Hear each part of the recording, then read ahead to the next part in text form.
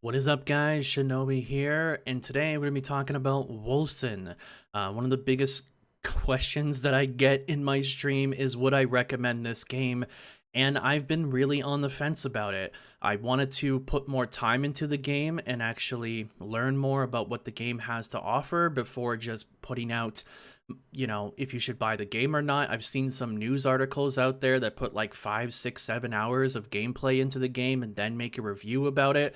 I do not agree with this whatsoever. This is why people like Angry Joe, I look up to a lot in the review area. I've met him. He's an awesome guy, and he puts a lot of time into these games before he makes a review, and this is the way that I think that it should be done. So that's exactly what I wanted to do here with Wolcen, is I wanted to put a lot of time into it and see what the game has to offer so that I could make a better, more informative decision on if I think you guys should get the game or not. Would I recommend it?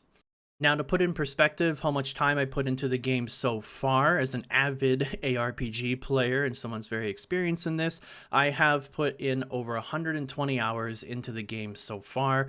I have completed just about everything, 100%, with my character. The only things left to do is a few missions and to get my character to level 90. I have completed the highest difficulty in the game, tier 189. I have completed almost all the missions, which, there's only a few left to do.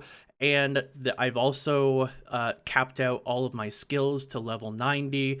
And I have, I've done just about everything you can do in the game, beating the story. This is my third character, by the way. So I have put a lot of time into the game so far, and I, tried to learn as much as I could about the game for the purpose of this video. So in the comment section down below, you will see a comment pinned that will have timestamps on various points of discussion that I'm going to have in this video.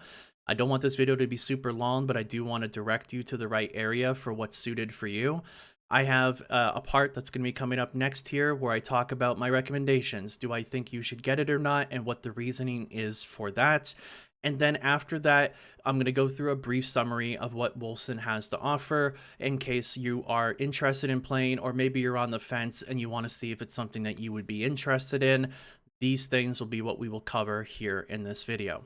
Now, the grand question, would I recommend Wolcen to you guys? Now, it's a very difficult question. Reason why it's a difficult question to answer is because this is not a go out and get it now type of game. This is not one of the best games of all time. This is not Final Fantasy VII. This is not Vanilla WoW. This is not Skyrim. This is not Halo. This is not one of those types of games. This is not going to go down in the history books as one of the greatest games of all time.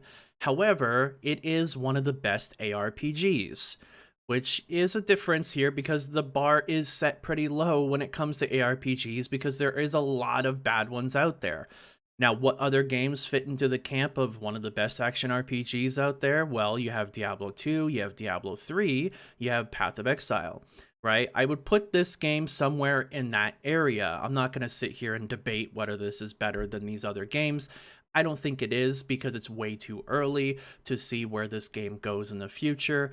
However, I would say that it is, as far as playability, if the game is fun or not, if the game offers, if I think people that enjoy ARPGs are going to enjoy this game, the answer is yes.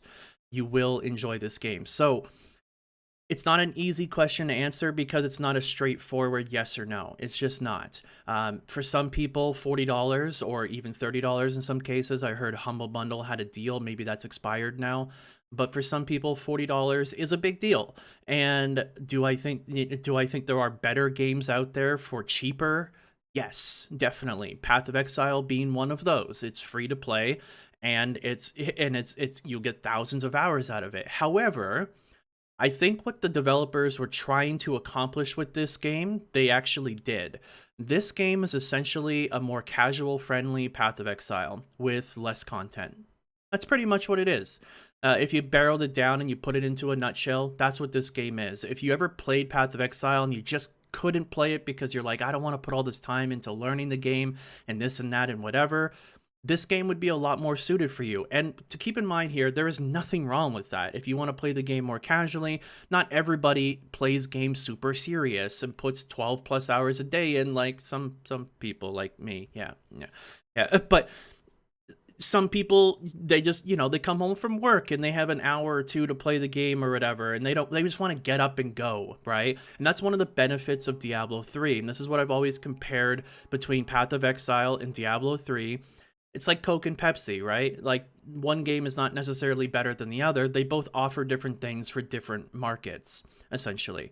Path of Exile is for your more hardcore type of action RPG enthusiast, and Diablo 3 is more for your more let's get up and go. There's a less thought process into just playing the game in general, whereas with Path of Exile, you're like doing spreadsheets and you got like, your path of building and you're looking up builds and like you're doing all kinds of stuff, whereas D3 is a lot more simplistic in that way. Wolcen kind of fits in between those two, right? Diablo 3 would be on the, real kind of just get the customer in there and just start going, and Path of Exile is the more enthusiast for that. And then Wolcen would fit somewhere in the middle in that area, because you have the ability to customize more so in this game than in Diablo 3, but you don't really need to all that much. You can just get up and go. If you want to just go run some dungeons or whatever and just go through and kill stuff and slay things, then you can do that, and you don't have to put a lot of time theory crafting builds and ideas and everything like that. Although I will say that that is something that does need improving on, because we talk about customization. This game has more customization than Diablo 3 does and less customization than PoE does. However, this game has less viable builds than Diablo 3 does, where there's only a small handful of builds that can actually do the hardest difficulty in the game, whereas in Diablo 3 there are many builds that can do the hardest difficulty in the game, but it's very cookie cutter, very simplistic, where you have your 6-piece bonus and the items that go with that and you're good to go, right? And that's pretty much it. Whereas this, it's not so much about the items that you wear, it's more about the skill tree, the passive skill tree, and things of that sort. So if that sounds interesting for you, then I would recommend the game. I think that, it is something that needs to improve over time, and hopefully they will. And that just comes down to balance changes. That's the most basic thing when it comes to games, is that, there's more skills need to be viable in the game. This is something that Diablo 3 and many games out there constantly are trying to improve on and things like that. And I would understand, it wouldn't be too far-fetched to assume that they would do that as well in this game, is that they would look at which skills need to be adjusted. For instance, the Ascendant form that you get in the game, which is really cool looking and a really awesome idea. It does like no damage, and it looks cool, but it does like no damage. So they buff the damage of it, and so it makes it better. And it is better, but it's still far off from what I think it should be. I think it should be a god mode where you just wreak havoc for 10 seconds. And that's my opinion on how I think the Ascendant mode should be. It's just be like a balls to the wall, just destroy everything in your path for 10 seconds. And that's fun and that's exciting. Like, just throw caution to the wind and do that. But maybe that's eventually where they'll go with the Ascendant form, but it is something that I think is a cool idea in the game. So overall, would I recommend the game? I said before, and I'll say again, I would recommend the game if you're the type of person that is looking for an action RPG that is one of the best ARPGs out there, that is fun, that looks really nice. It's the best looking ARPG that I've ever played. And, you're going to get quite a bit of time out of it. And I think over time, the game will evolve and it will change and it will become bigger and more grandeur than it is right now, because there has been problems with Wolcen, like technical issues, servers going down and things like that. And it was rough for a few days there, but they have been changing a lot of things and they have been fixing a lot of things. And it has gotten to a state where it is much better than it was on launch, and they're really good at identifying the problems that need to be fixed and then getting in there and fixing those things. So that shows me potential, that shows me promise to what the future could be like for the game. Give this game a few months or so, it could maybe evolve into something really, really awesome. For now, it's just above average, and it's good. And I think that if I had to rate this out of a 1 out of 10, I'd say in the gaming world, I'd rate it probably a 6 out of 10 in the gaming world. In the ARPG world, I would rate it an 8 out of 10, probably. I'd say it's one of the best ARPGs out there. It's not the best ARPG out there, but it's good enough. It's good enough that you're going to enjoy your time with it, especially if you play more casually and you don't put 12 plus hours a day into something like this.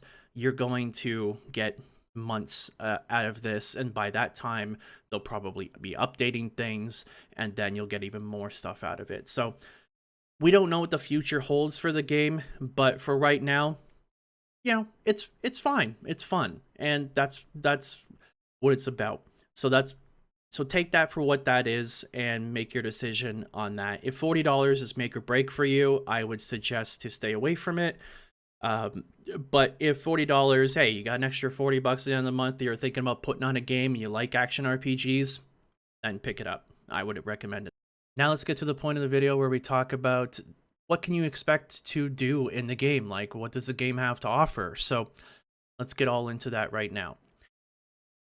Now, Wolcen is an ARPG, as we said before, which is an action role-playing game where you are going to go throughout a campaign, but first you need to make your character. So there is a little bit of customization you can do in the character creation, but not very much, and I think it needs a lot more in the character creation portion, although the transmog customization in the game is quite cool.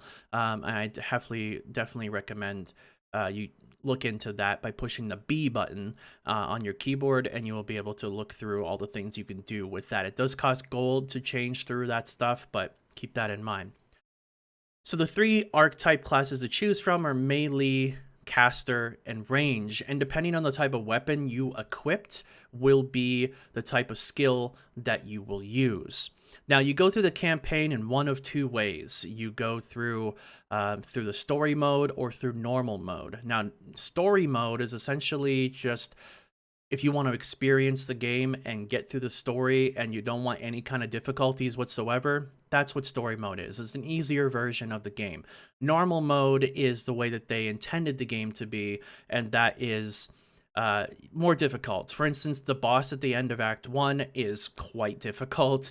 The boss at the end of Act 2 is even more difficult, and the boss at the end of Act 3 is even more difficult.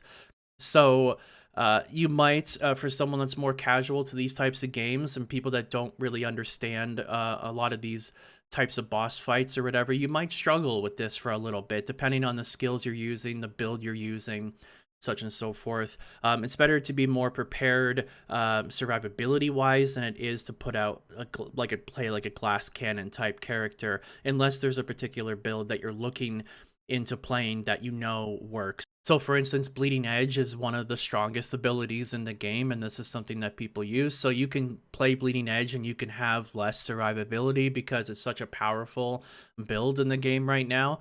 However, I'd say in other situations, you should try to opt for getting more health, more resistances, more force shield, these kind of defensive stats throughout your character while leveling up, because you can't do damage if you're dead, right? So you need to be alive, and some of these boss fights, some of the bosses are going to hit incredibly hard. There are going to be warning markers on the ground for certain encounters in the fights that you do that you just need to avoid, and there will be areas that'll be like in white, for instance, which are areas where you need to go to. Those are your safe zone type things, so keep that in mind and you'll be fine throughout the story. I would recommend going through on normal difficulty and not story difficulty. I haven't tried story difficulty myself. I just did normal 3 times in the 3 characters that I have, but that's what gaming is about, right? It's supposed to be a challenge, not just go through and just mop the floor with everything. But you have that option if that's something you want.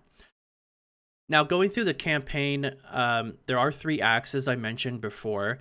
The game play itself throughout these acts is, it's fun, it's enjoyable, and you have moments, epic moments throughout the story that are really cool. I'd say the only downside throughout the campaign would be the nonstop dialogue that happens throughout the game. I had to mute the dialogue in the game at points. I'm fine with it in the campaign. I'm fine with it in a cutscene, right? And the voice acting is good, right? It's good. It's cool, and there's some cool moments and some cool cutscenes and stuff like that, right? And they put quite a few cutscenes, and I like that. Or they didn't skimp out on it like Reaper of Souls did, for instance. But they put a lot of work into that, and that's cool, and I like that. But it's after the cutscenes that you're running to like wherever area you're going to, and you're fighting mobs along the way, and you get this other character. You're like, can you shut up? Like I'm trying to fight monsters here. Oh, it's like, oh my god, like it's really annoying. And also on top of this, there is a bug with the game. I don't know if it's just for me or if it's other people too, but when the character is talking in dialogue, the game sounds mute, so you can't hear if a gun is being shot at you or something like that. That's something that was a little weird for me to get used to. I don't know if that was a decision that they decided to do throughout the game, or if that's like a bug or something like that. But that's just like I'd say that's the main thing about the story, the campaign, that I didn't really like that much. But everything else was pretty good. It's the story itself is kind of interesting. There's a twist near the end that is interesting and in a good way. But overall, I did enjoy the campaign. And after you'll get to about level 40 something by the time you finish the campaign. Then you're going to get into the champion mission mode, essentially. That is going to allow you to do some of your mission tables. You can do the mandate board. You can do the area where you build up your productivity and stuff like that. This is something you should do right away when you get into the game, is build up your productivity. I can go ahead and show you what that looks like here. So once you come into the campaign area and that's all said and done, you're going to come into the town here, and you're going to be able to look at your this guy here, the mandate board, and your expedition map. So this guy here is going to allow you to build up productivity by completing these certain things, unlocking these certain things throughout all of this. So you can get this to increase how much you sell items for, making more gold, and conserving more gold. This kind of stuff where you're going to get more gold. You're going to get like various items that'll come back from missions. The dark market, which is going to allow you to fight Uber bosses, to increase item rarity on items, to increase item quality, things of that sort. And you're going to have areas here, which I've used quite a bit, that allow you to get primordial affinity by converting gold into a primordial affinity. But the main thing that you need to focus on here is when you first get into the campaign area is to make sure to unlock this. This is going to increase your productivity, which is going to allow you to increase this other stuff more frequently. And that's the whole point. So and then, you're just unlocking things here and there. This one right here, the salt baths one, start that earlier rather than later because it takes a long time to complete. And you will receive a permanent magic find bonus. That magic find bonus is 20% for any of you guys that didn't know. And then over here, you can get extra passive skill point for completing this one. Get that one done quickly. And then this one over here is going to give you more stash tabs for your stash. So get this one done pretty quickly. It should be pretty fast to get these done. So yeah, that's just all it is. You have these missions to do. The mandate board is just a random quest that they send you on. It's not really a big deal. And it just puts you into the same level monsters. And then also you have your expeditions, which go all the way up to Ascendant, and that goes up to 189, because that's the 3rd level in here. And then You can map modify them where you can like do things like, oh, enemies spawn new enemies. Okay, that's a good one to grab. Just like how you customize a map in like Path of Exile, for instance, you want to avoid ones where you're going to be taking more damage. Like this one right here, the monsters deal more damage to you. The crowd control thing could mess you up. Because if you have a build that relies on stunning mobs, for instance, Meteor Strike is pretty harmless, so you grab that one. And then underlanes, anything with underlanes, I recommend that because those are the trash mobs, underlanes, and they go down really quickly. So it doesn't really matter how juiced up they are. Projectile thing's another one, but yeah, there's underlanes. And then you have your final one here that you can do. Now, you don't have to do the modifier, but in order to build up these different bonuses here, you want to add modifiers to get more loot and such and so forth. And then the last one here, I'd probably grab like not ailment resistance, because this is all about ailments, my build, so maybe the acid rain thing on here. Now you can click the lure button here and pay 1000 affinity, and this turns it into a greater rift. It was a rift, and now it's going to be a greater rift, where you don't have a time limit. However, you want to complete it as quick as possible without dying to get the best score, to get the best loot. And that's the whole point. And there's going to be this guy, which is called a nemesis mob, that is going to essentially stalk you throughout this dungeon level and try to kill you along the way. And he can be pretty annoying. So, you know, it's something that you gotta learn and get used to, but that's how that works. And then that's pretty much it. Now you're gonna be spending your time leveling up your skills and such throughout here, and maybe, you know, resetting your passives to maybe do a new tree, change up your tree, and maybe do a different build if you want to do, or you can reset your attributes to set up for another build.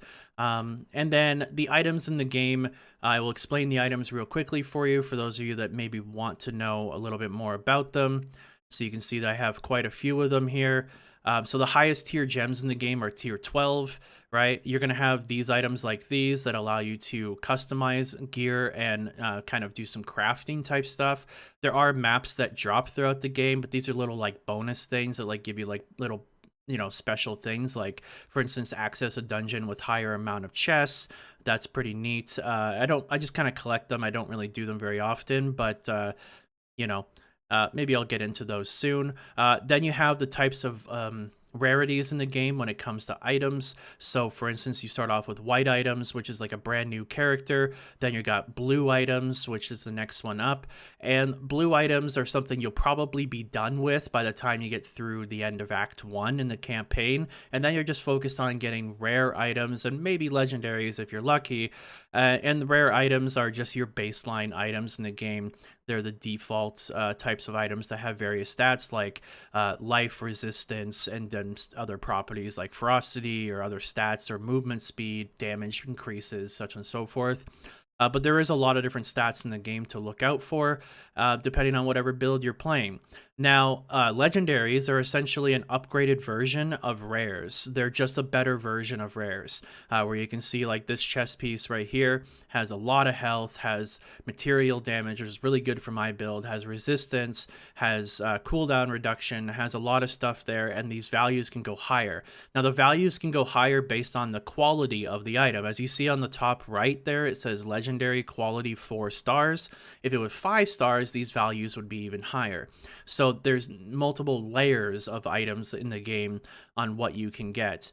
For instance, if you take a look at this weapon here, this weapon is 758 top end, and it has a 5 quality. It was a 4 quality before, and the weapon damage was like 738 or something. But by putting it up to a quality 5, which you can do in here, you're able to increase the quality of an item in the dark market. So you showed up before, you put the item in there.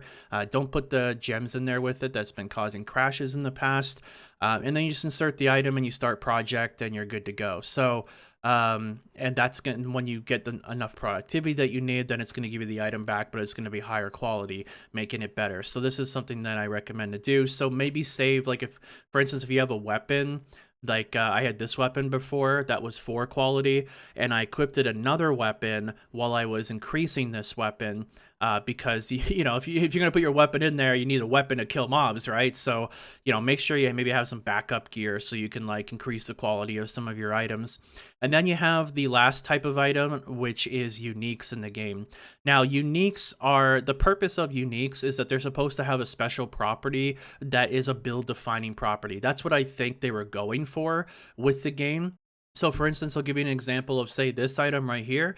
It says it increases all projectile damage by 19%, but then what it also says is melee damage benefits from 30% of bonuses to projectiles.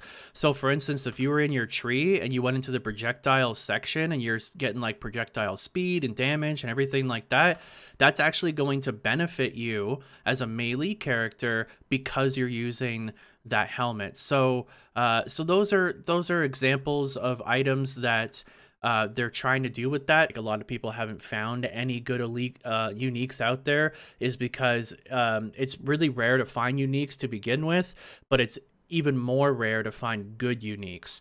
And I kind of don't agree with that. I think that uniques should be something that, you know, it's like you've spent so much time playing the game and you finally seen a unique and you're like, oh my god, I finally saw it, and it's garbage. That should not be the way that it should be. It should be a you know, it should be rewarding for the amount of time you put into looking for it, essentially. So hopefully that's something that they change over time. Uniques need a little bit of work in the game, but I think the legendaries and the rest of the items are doing exactly what they should be doing. But besides that, there isn't really much else to do in the game. You just complete this stuff and you climb up throughout the expeditions, and you have to complete each one of these three times in order to complete it. So you do the 52, it'll make you do a 52, a 53, and a 54 level when you do that, and that'll bring you to the 55 unlocked.